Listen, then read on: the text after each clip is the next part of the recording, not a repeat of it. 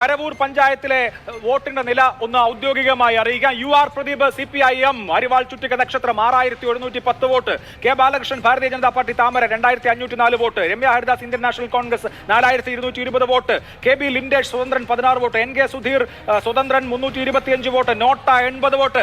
നമ്മുടെ അൻവർക്കയുടെ സ്ഥാനാർത്ഥിക്ക് നോട്ടയേക്കാൾ കൂടുതൽ വോട്ട് ആദ്യത്തെ റൗണ്ടിൽ ലഭിച്ചിരിക്കുന്നു. 325 അല്ലേ?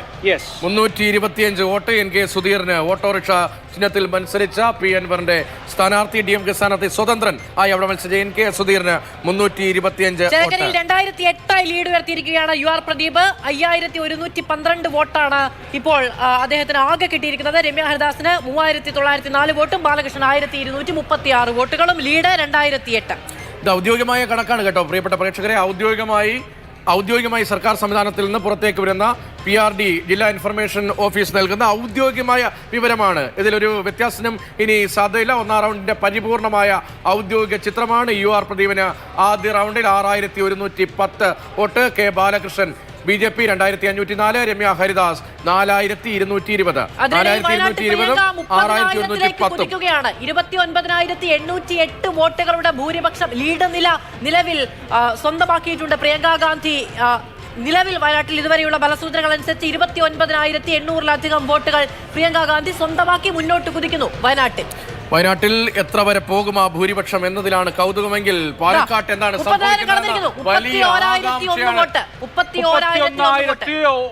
ഒരു വോട്ട് അല്ലെ? പ്രിയങ്ക ഗാന്ധിയുടെ ഭൂരിപക്ഷത്തിൽ മാത്രമേ നമുക്ക് ഏതെങ്കിലും തരത്തിലുള്ള സംശയമുള്ളൂ. വിജയത്തിൽ ആർക്കും ഒരു സംശയവുമില്ല. പ്രിയങ്ക ഗാന്ധി വദ്രയുടെ ആദ്യത്തെ തെരഞ്ഞെടുപ്പ് കന്നി അംഗമാണ്.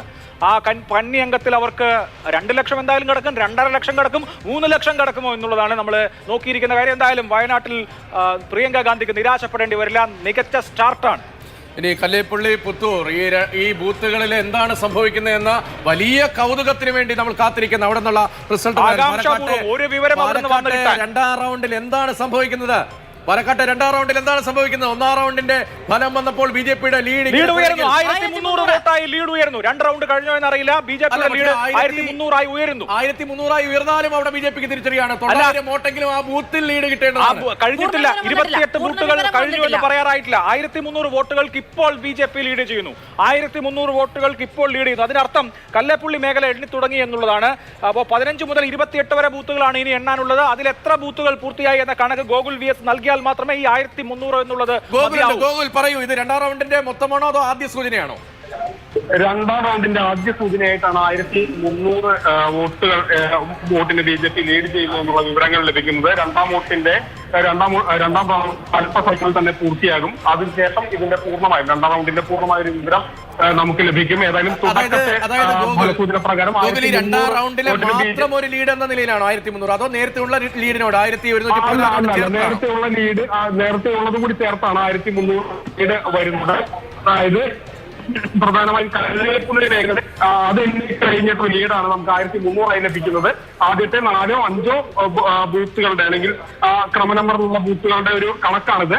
ഇതിനിടയിൽ 2 ഓപ്ഷണറി ബൂത്തുകൾ കൂടിയുണ്ട്. അതനുസരിച്ചാണ് 1300 വോട്ടിന്റെ ഒരു ലീഡ് നമുക്ക് ഈ ഘട്ടത്തിൽ കാണാൻ കഴിയുന്നത്. 1166 വോട്ടുകളുടെ ലീഡ് നിലയാണ് 1300-ലേക്ക് വർദ്ധിപ്പിച്ചിരിക്കുന്നത്. നേരിയ തോതിൽ മാത്രമേ ലീഡ് ഉയർത്തി മുന്നോട്ട് പോകാൻ കഴിയുന്നുള്ളൂ BJPക്ക് പാലക്കാട്ട് എന്നുള്ളതാണ് ഇതുവരെ കിട്ടുന്ന വിവരങ്ങളിൽ നിന്ന് നമുക്ക് മനസ്സിലാക്കാൻ കഴിയുന്ന ഒന്ന്. യെസ്, എന്തായാലും 1300 വോട്ടിന് C കൃഷ്ണകുമാർ മുമ്പിലാണ്. BJPക്കാണ് നഗരസഭാ മേഖലയിലെ ആദ്യത്തെ ബൂത്തുകൾ എണ്ണുമ്പോൾ മേൽക്കൈ ഉള്ളത്. P സരനും വോട്ടുകൾ പിടിക്കുന്നുണ്ട് എന്നുള്ളത് വ്യക്തമാണ്. അതായത് LDFന്റെ വോട്ടിൽ വലിയൊരു ഇറോഷൻ സംഭവിക്കുന്നില്ല. LDFന്റെ വോട്ടുകൾ എങ്ങോട്ടും ഒലിച്ചു പോകുന്നില്ല എന്നുള്ളത്. അങ്ങനെയാണെങ്കിൽ അത് പിരായിരിയിലും മാത്തൂരും കണ്ണാടിയും ഒക്കെ ആവർത്തിച്ചാൽ നമ്മൾ എല്ലാം 2021 അതേ പാറ്റേണിൽ പോകുന്നൊന്നും വിചാരിക്കേണ്ട. ഇത് തെരഞ്ഞെടുപ്പാണ്, ജനങ്ങളാണ് വോട്ട് ചെയ്തിരിക്കുന്നത്. സമ്മതിദാനാവകാശം അവരുടെ അവകാശമാണ്. ആർക്കും അട്ടിപ്പേർ അവകാശമില്ല എന്നിരിക്കെ നമ്മൾ കാത്തിരിക്കണം. ഇപ്പോ 1300 വോട്ടുകൾക്ക് BJP സ്ഥാനാർത്ഥി C കൃഷ്ണകുമാർ മുമ്പിലാണ്. 1890 വോട്ടുകൾക്ക് ചേലക്കരയിൽ UR പ്രദീപ് മുമ്പിലാണ്. ഇതാണ് ഇപ്പോഴത്തെ പിക്ചർ. 34,127 വോട്ടുകൾക്ക് പ്രിയങ്ക ഗാന്ധി വദ്ര മുമ്പിലാണ് വയനാട്ടിൽ. ഇളക്കി മറിച്ചുള്ള പ്രചാരണം നടന്നിട്ടുണ്ടെങ്കിലും ജനവിധി എന്ന് പറയുന്നത് അടിസ്ഥാനപരമായി ജനം തീരുമാനിക്കുന്ന ഒന്നാണ്. അതിൽ സംസ്ഥാന രാഷ്ട്രീയം കൃത്യമായി അതിൽ സ്വാധീനം ചെലുത്തുമെന്നുള്ളതാണ്. മണ്ഡലത്തിന്റെ വികസനം, മണ്ഡലത്തിന്റെ രാഷ്ട്രീയം, മണ്ഡലത്തിലെ അടിസ്ഥാന സൗകര്യ വികസനം, പല കാര്യങ്ങൾ, എത്ര രാഷ്ട്രീയ വിവാദങ്ങൾ ദിനേന എന്നതുപോലെ പൊട്ടിപ്പുറപ്പെട്ട ജനങ്ങൾ തീരുമാനിക്കുന്നത് ഇതിന്റെയൊക്കെ അടിസ്ഥാനത്തിലാണെങ്കിൽ പാലക്കാടും ചേലക്കരയിലും ഒക്കെ വിധി നമ്മൾ കണ്ടറിയേണ്ടതുണ്ട്. വയനാട്ടിൽ ലീഡ് ഉയർത്തുന്നു. 34,127 പ്രിയങ്കയുടെ ലീഡ്. പക്ഷെ പാലക്കാട്ട് എന്ത് സംഭവിക്കുന്നതാണ് നമ്മുടെ വലിയ ആകാംക്ഷ. അതിനു വേണ്ടിയാണ് ഒരല്പം മൗനത്തോടു കൂടി അല്പം ബഹളത്തോടുകൂടി കാത്തു നിൽക്കുന്നത്. നിൽക്കുകയാണ്. രണ്ടാം റൗണ്ട് കഴിയുമ്പോൾ അറിയാം എന്താണ് അവിടെ നടക്കുന്നത് എന്ന യഥാർത്ഥ ചിത്രം അറിയാൻ വേണ്ടിയുള്ള കാത്തിരിപ്പാണ്. ചേലക്കരയിൽ ദേശമംഗലം എണ്ണിക്കഴിയുമ്പോഴുള്ള അവസ്ഥ അറിയണം. കാരണം അതൊരു ദിശാസൂചകമാണ്.